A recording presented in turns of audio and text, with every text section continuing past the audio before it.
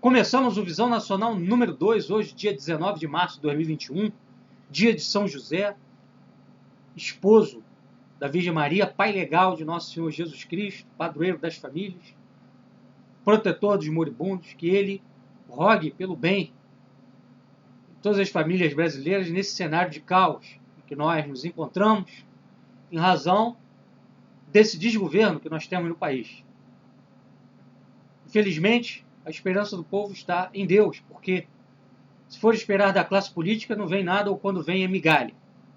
Então hoje, nós vamos falar aqui, pessoal, sobre 4 pautas que servirão de guia ao nosso programa, que são a pauta 1, tratar aqui do Biden versus Putin, a elevação do tom de Joe Biden em relação à Rússia e também em relação à China.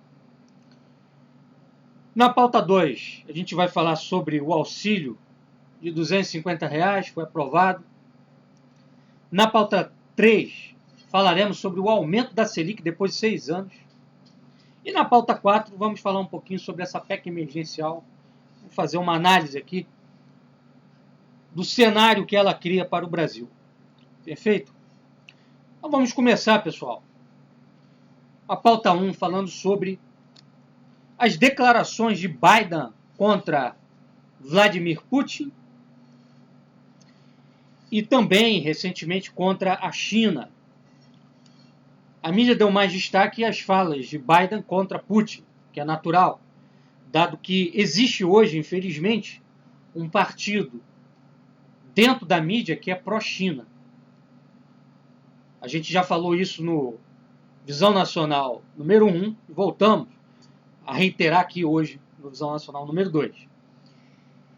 Então o Biden ele vai chamar o Putin de assassino, vai dizer que o Putin interferiu nas eleições americanas de 2020, tentando favorecer a vitória do Trump, refogando uma acusação que já existia lá em 2016, 2017, dizia que o Putin tinha interferido nas eleições ali, e tinha feito todo um trabalho para o Trump vencer em 2016, o que acabou levando o próprio Trump a tomar medidas anti-Rússia durante o seu governo, para mostrar que ele não era um serviçal ou um caudatário de Putin.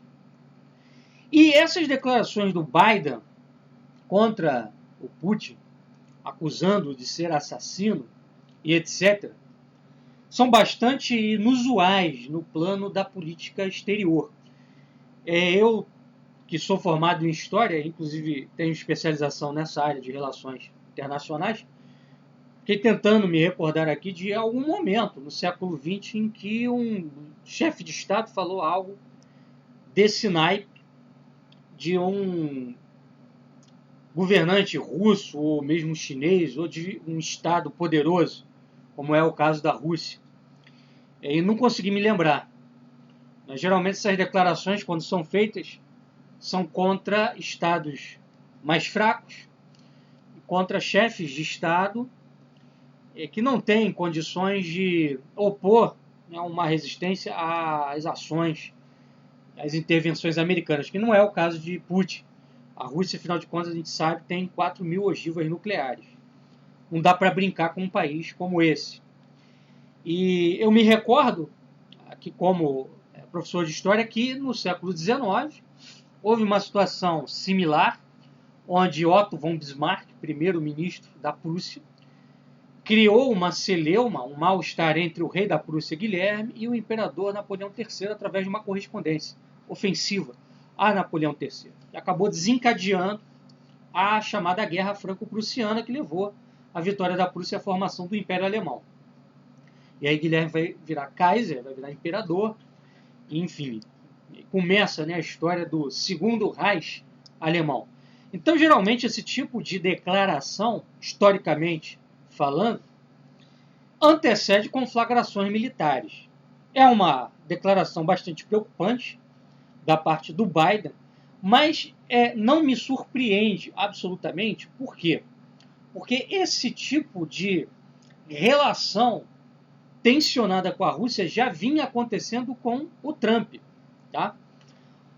O Trump, justamente para tentar se desvincular daquela acusação de que a vitória eleitoral dele em 2016 tinha sido sob o auspício de Putin, ele começou a fazer uma guerra comercial contra a Rússia, começou a fazer embargos, bloqueios contra empresas russas, contra ativos da Rússia no exterior, e o Biden só está levando isso a um novo patamar de tensão. Né? Agora, é muito interessante, é muito engraçado, inclusive, essa acusação do Biden, do Putin ter interferido nas eleições americanas, como se os Estados Unidos não fizessem isso continuamente em vários países e não tivessem feito isso ao longo dessas últimas 2 décadas do século XXI, através de revoluções coloridas, primavera árabe, etc. Quantos países não sofreram uma interferência indireta dos Estados Unidos na sua política interna? Vários. Inclusive o Brasil hoje, né, o governo Bolsonaro só está aí no poder porque houve uma revolução colorida no Brasil iniciada em 2013 e da qual o governo Bolsonaro é fruto, né, da qual a Lava Jato é fruto, da qual o Sérgio Moro é fruto, enfim, da qual toda essa cena de direita aí que tomou o país é fruto.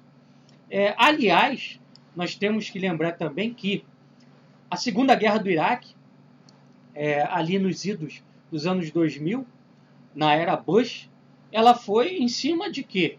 De uma interferência feroz, né, dos Estados Unidos sobre os destinos do Iraque e com base numa mentira, ou seja, o Iraque era dono de armas de destruição em massa que nunca foram encontradas. Então, o Biden falar de Putin assassino, de Putin como alguém que interfere no destino dos Estados Unidos, né, que fere a autodeterminação dos povos e por aí vai, é uma piada. Uma piada, a piada talvez do ano, com certeza. Aliás, eu preciso também lembrar aqui que saiu no próprio Washington Post, jornal norte-americano, que no ano passado Trump realizou intervenções junto ao governo brasileiro para impedir a compra da vacina Sputnik, vacina russa, que não exige que você compre imunizante da Rússia. Você pode comprar a vacina Sputnik e produzi-la dentro do seu país. Não é? Hoje, se isso tivesse acontecido aqui no Brasil, não fosse essa interferência americana, nós estaríamos aí na mão com 150 milhões de doses da vacina russa, produzidas aqui pela União Química. Ou seja, o processo está parado, porque o Bolsonaro preferiu comprar a vacina da AstraZeneca, pagou 1,9 bilhões de dólares por essa vacina e até agora nós não recebemos a remessa prometida. Né? Então aí, quer dizer, o quadro sanitário do Brasil está colapsado por isso, porque nós não temos vacina, porque os Estados Unidos interferiu aqui na nossa política interna em relação à questão sanitária, e aí o Biden vem falar de interferência de Putin. Ora, vá para o inferno, senhor Joe Biden. Vá para o inferno. O senhor é um palhaço, o senhor é um pateta, o senhor é um piadista. Agora, o mais ridículo disso tudo, né, é o Lula pedindo ajuda ao Biden. Né? Nos ajude, senhor Joe Biden, porque eu não confio no meu presidente. Quer dizer, é o mesmo servilismo do Bolsonaro, só que com sinal invertido. Bolsonaro chupava a rola do Trump, o Lula chupa a rola do Biden. Não é? É o mesmo americanismo, com diferença apenas de polo, com inversão de polo. Enquanto que um é um americanista republicano, o outro é um americanista democrata. Mas é um americanismo que acaba colocando o Brasil sob os auspícios dos Estados Unidos. Quer dizer, 2 canalhas, 2 safados, tanto Bolsonaro quanto Lula. Não tem nenhum amor à pátria. Quer dizer, em vez do Lula gritar para fazer com que o empresariado brasileiro acorde do fato de que sem vacina, sem economia, que sem vacina vai ter colapso, vai ter crescimento do número de casos de mortes, e aí você vai ter que ter lockdown, isolamento para conter isso daí. Em vez de ele fazer isso, de tentar levantar nossa classe empresarial, trazê-la para a realidade, mostrar que esse governo, na verdade, não atende aos seus interesses verdadeiros, em vez de ele gritar para os militares, para as instituições que formam o país, não, ele vai pedir socorro a Biden. Ora, desculpa aqui, pessoal, eu não gosto de falar palavrão, mas Lula, vai a merda. Desculpa, mas é isso que tem que ser dito. Isso é uma pilantragem. É uma pilantragem.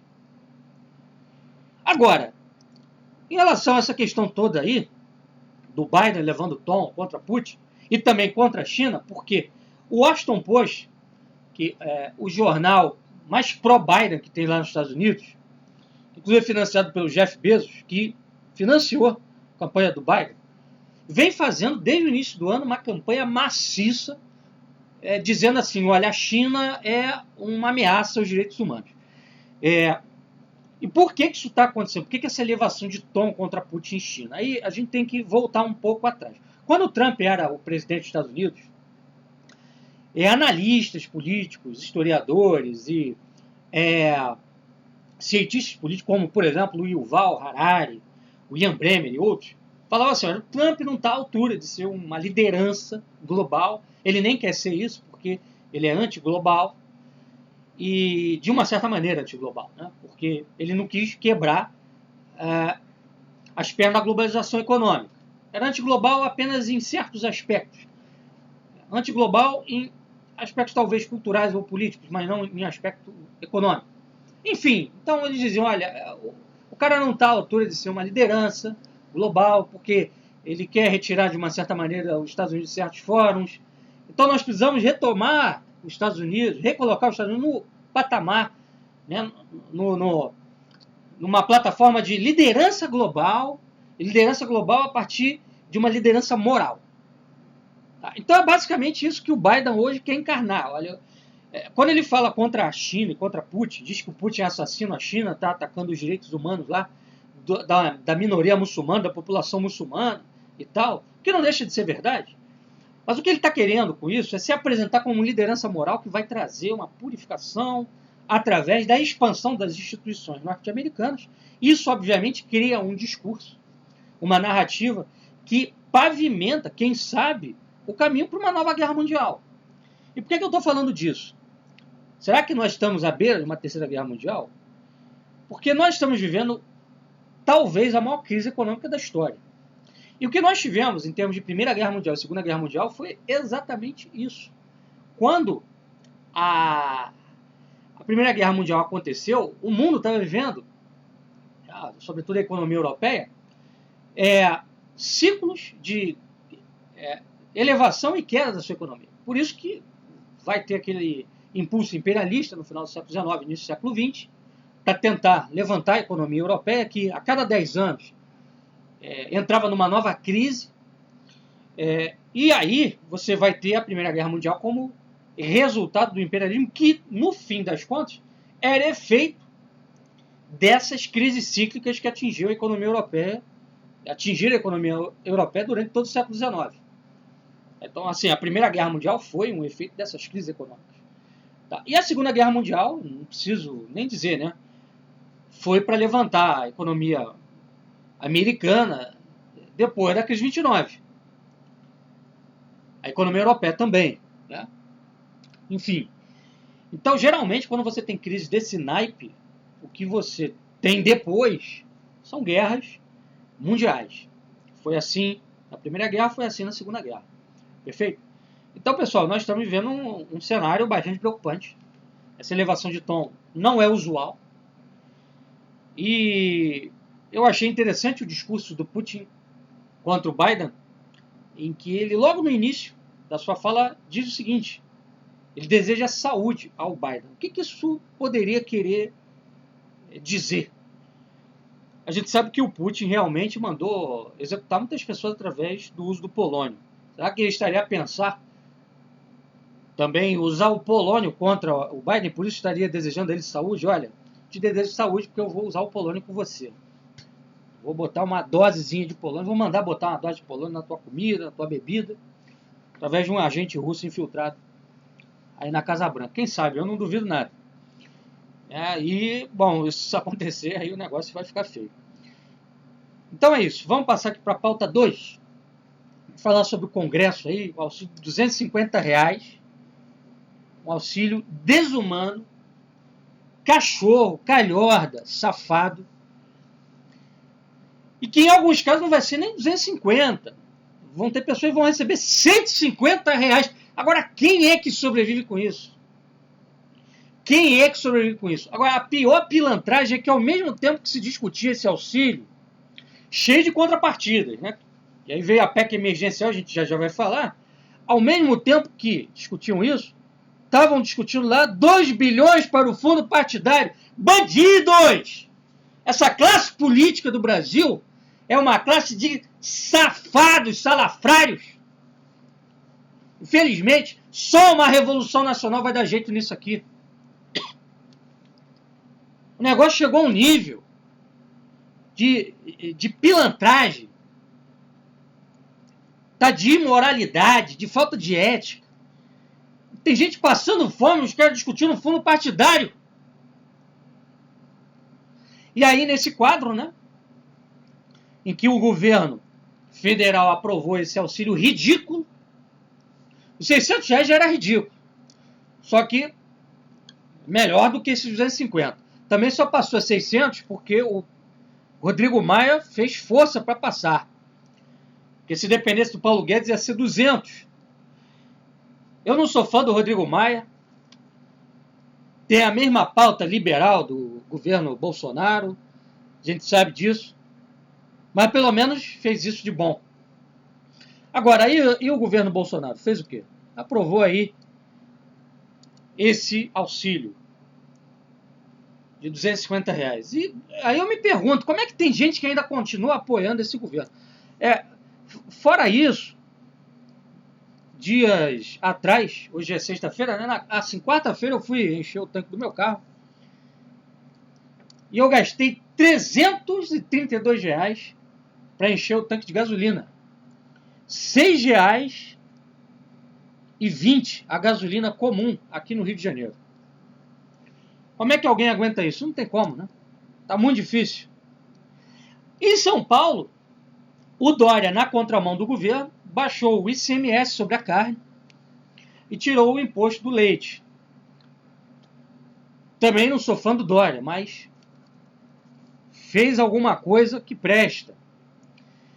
Aí eu pergunto a vocês, R$250 dá para o quê? Segundo uma pesquisa feita por um instituto que analisa aí o peso, né, da cesta básica, o valor da cesta básica sobre a população, né, o impacto disso daí sobre a população, uma compra de R$250 dá para uma família de 4 pessoas, só que ela acaba em 10 dias. Tá? Sendo que nessa cesta aí, para 4 pessoas, não vai ter carne vermelha.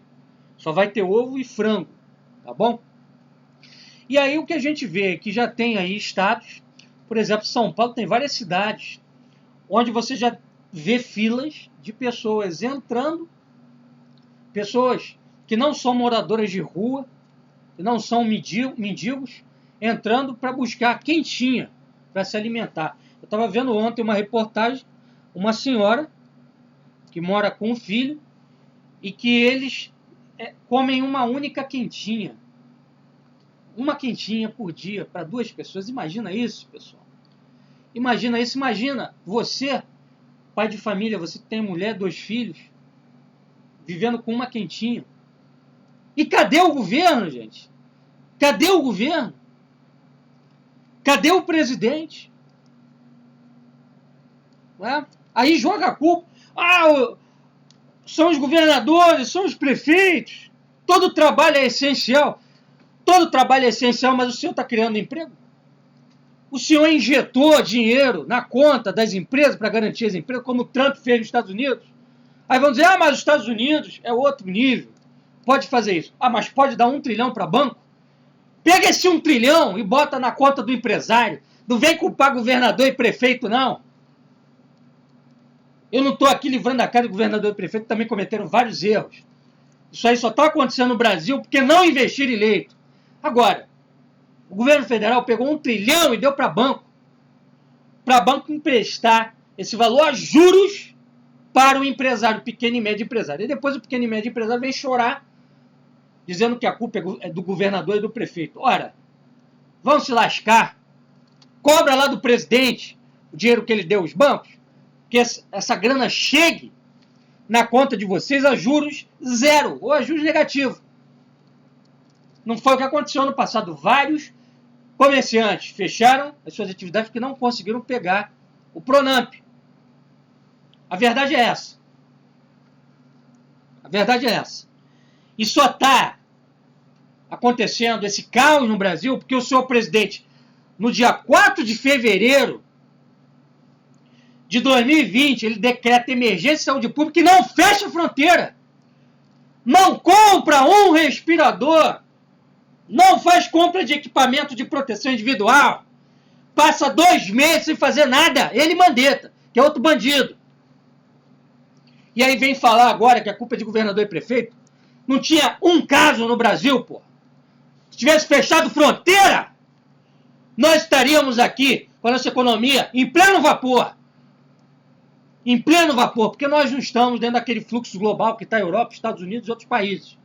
Nós estaríamos bem. Mas não. Só foi tomar medidas de fechamento de fronteira, assim mesmo, pontuais no final do ano passado. Então não me venham com historinha de que culpa é de governador e prefeito. Também é, mas principalmente o chefe de Estado. E agora, vamos passar aqui para outra pauta, pauta 3, para a gente ficar com mais raiva ainda. A Selic aumenta depois de 6 anos. Está aí, ó, os otários que apoiaram a autonomia, ou seja, a privatização do Banco Central, que agora está na mão dos judeus, dos banqueiros judeus, dos sionistas, da banqueirada. Está aí, ó, primeiro efeito do aumento da privatização ou autonomia do Banco Central. A Selic voltou a aumentar, os juros voltou a aumentar. Por quê? Para dar lucro para esse pessoal. Não bastasse 1 trilhão, ainda querem juros altos. E aí a gente olha para o mundo, o que a gente vê? Juros zero ou negativo. E o Brasil com juros acima de 2%. E ainda tem gente do comércio, da indústria apoiando esse governo. Olha, cara, vocês, eu vou te falar, vocês são retardados. Não é nem mais QI limítrofe, é QI negativo. É QI negativo, não é mais QI limítrofe, não. Não é QI limítrofe de retardo mental, não. É QI negativo que vocês têm. Sinceramente. E o que vai acontecer? Vai chegar no ano que vem, 2022, maioria dos países já com quase totalidade de sua população vacinada, Brasil ainda, né, atolado, tentando vacinar, desorganizado, com juros altos, e aí, enquanto o mundo vai estar retomando sua economia, vai crescer na casa de 6%, segundo alguns analistas, com juros zero ou negativo, o Brasil vai ficar crescendo, aí vai crescer no máximo 1% ou 0,5%. Podem printar aí e cobrar da gente. Podem anotar, melhor dizendo, e cobrar da gente ano que vem. Tá? É isso que vai acontecer. Mas tem gente que ainda acredita que esse governo é o Brasil acima de tudo. O Brasil acima de tudo é o cacete. É banco acima de tudo. É financeiro acima de tudo. É mercado financeiro acima de tudo. Banco acima de tudo, até de Deus, que condena juros. O governo é esse, o governo que diz que Deus, acima de todos, coloca juros de 2 e pouco por cento num quadro desse. É para matar de vez o pequeno empresariado e o médio empresariado. Como é que ele vai pegar empréstimo? Aí vem esses imbecis de direita. Ah, porque os globalistas querem acabar com os pequenos e médios. O nosso presidente, antiglobalista é o caramba. Antiglobalista, que bota uns juros desse, está querendo matar também o pequeno e médio, não é só o governador e prefeito, não, que faz isolamento sem uma contrapartida de ajuda. Ele também, pô. Acorda! Deixa de ser burro, pô! Até quando, cara? Até quando vocês vão ser burros? Até quando, bando de gado?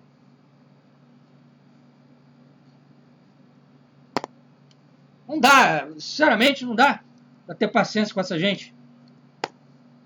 Eu só não solto os palavrões aqui por respeito a você que me acompanha, porque a vontade é essa. A vontade, na verdade, é esmurrar a cara desses sujeitos. Eles são inimigos da pátria. Inimigos da pátria. A verdade é essa. Vamos lá para a pauta 4. PEC emergencial. Vai criar nova regra, já criou, passou já, né? Para a dívida pública, ou seja, mais austeridade, mais redução de gasto público, etc, etc, etc. Onde que a gente vai parar com isso? Daqui a pouco não é mais estado mínimo, é estado zero.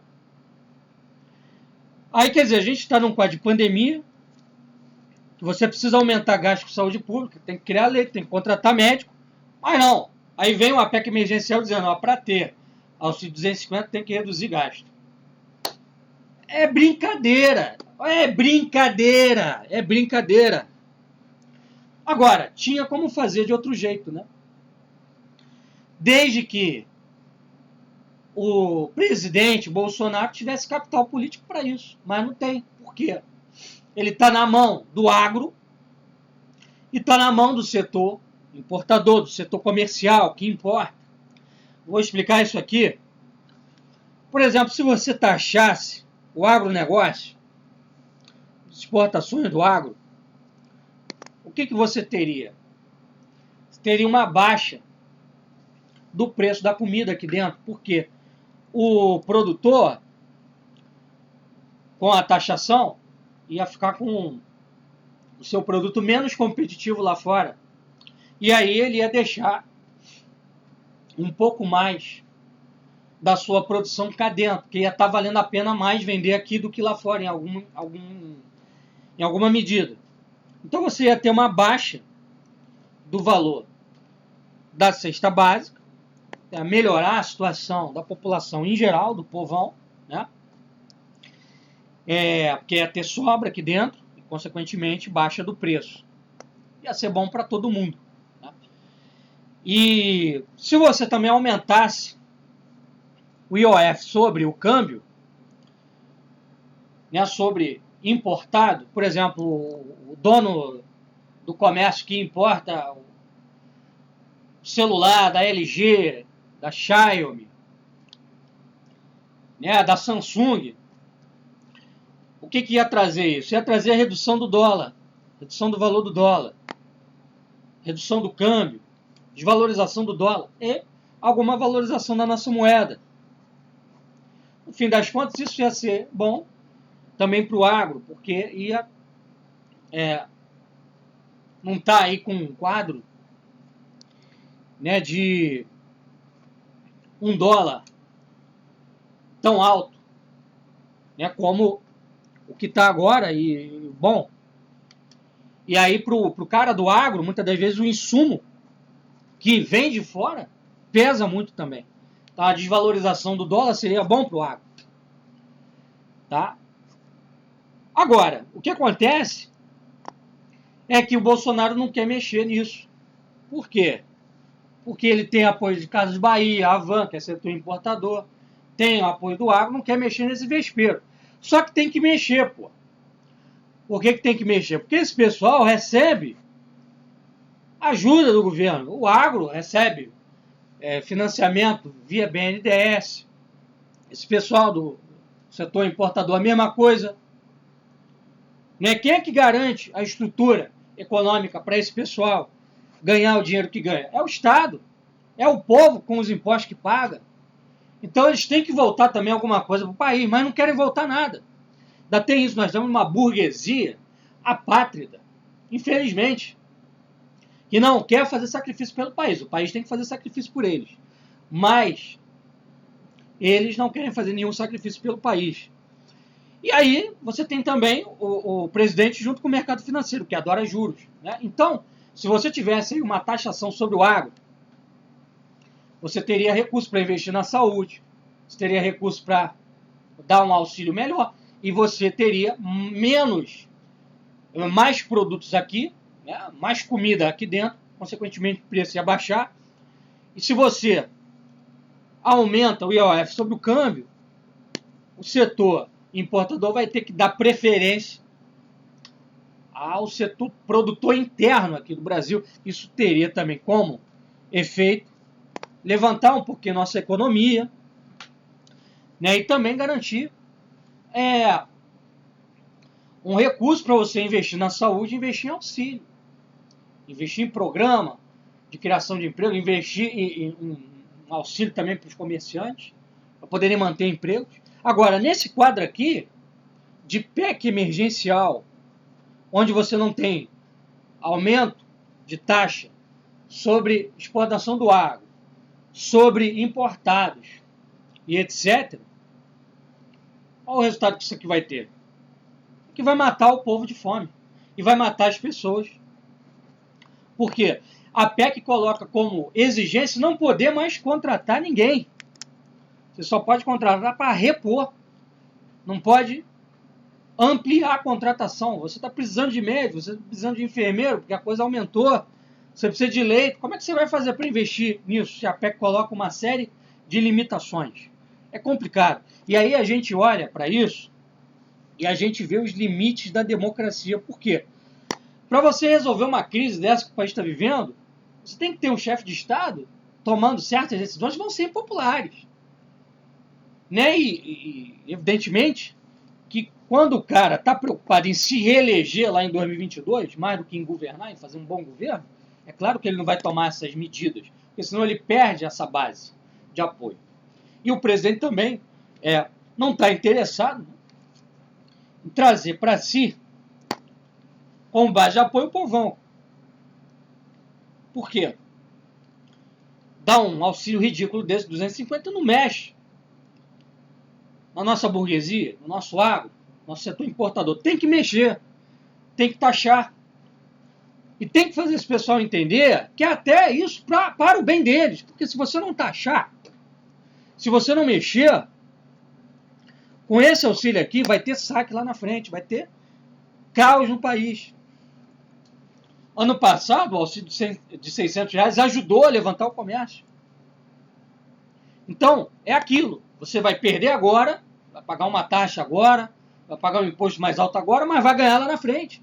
Porque isso vai fazer com que a roda da economia ande. E isso é bom para todo mundo.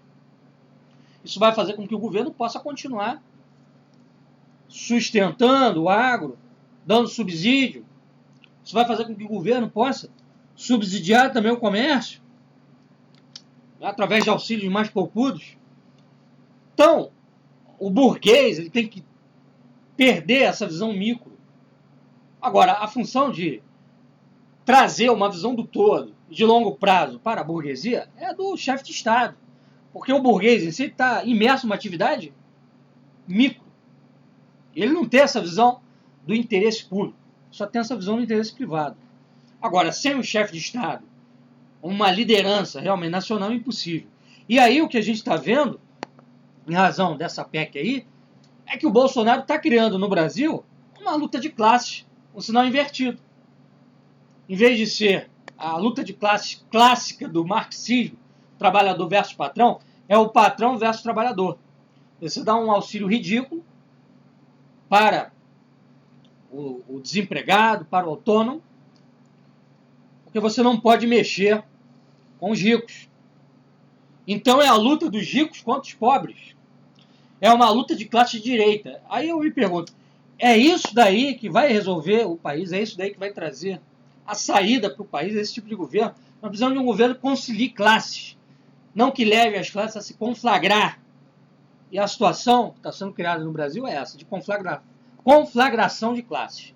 Então, pessoal, era isso que nós tínhamos que dizer aqui, hoje, no nosso Visão Nacional número 2. Vamos acompanhando aí os fatos da semana e sexta-feira que vem a gente está de volta. Um abraço, fique com Deus.